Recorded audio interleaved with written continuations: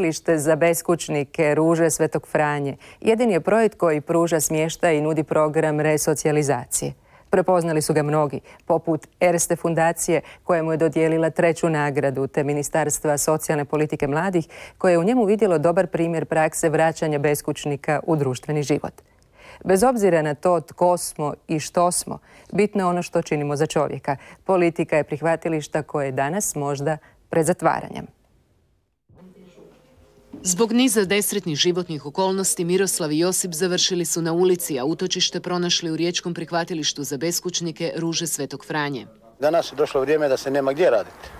Tvornice, sve je zatvoreno. Tko si je našao posao, našao se za sebe.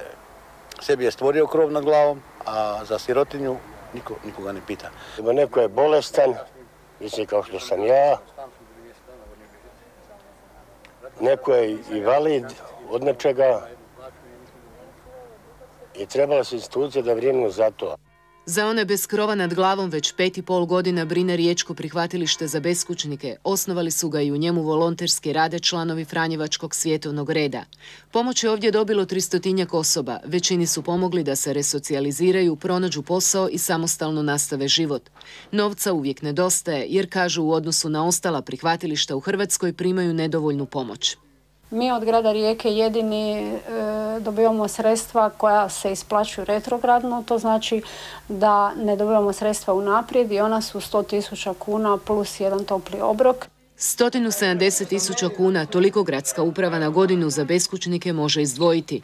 A tako i stoji u zakonu, grad pomaže u skladu sa svojim financijskim mogućnostima. Od države sredstva ne dobivaju. Osim što je zakon definirao da ko je beskućnik, ništa drugo više dalje nije učinjeno. Prema tome, niti je država se uključila u rješavanje problema beskućnika na taj način da im se omogući primanje socijalne pomoći, ako nemaju adrese i riješene sve ostale, da tako kažem, potrebe po zakonu. Uz to, zakonom nije donešen ni standard kakav kadar, prostor i oprema su nužni u prihvatilištima i koliki je broj kreveta dopušten u odnosu na prostor. Budući da je 13 kreveta riječkog prihvatilišta od početka premalo, grad radi na iznalaženju prostora za još 13 kreveta. Županija Primorsko-goranska za iduću godinu uvela je za prihvatilište poželjan način potpore.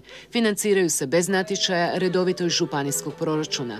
I ove godine je županija sufinancirala program dnevnog boravka za beskućnike sa 156.000 kuna i isto tako podupire financijski onaj stacionarni dio, dakle smještaja samih korisnika. Ove godine je to bilo sa 50.000 kuna. I svjesni upravo potrebe, rastućih potreba, nažalost i sve većeg broja osoba u potrebi, doista za sljedeću godinu županija je planirala u svom proračunu povećanje sredstava sa 50 na 100.000 kuna. Nadajmo se da ova zima za ljude s ulice koji su ostali bez svega neće biti nemilosrdna. Sjetite ih se i kad vam ponude časopis za beskućnike Ulične svjetiljke. Katolički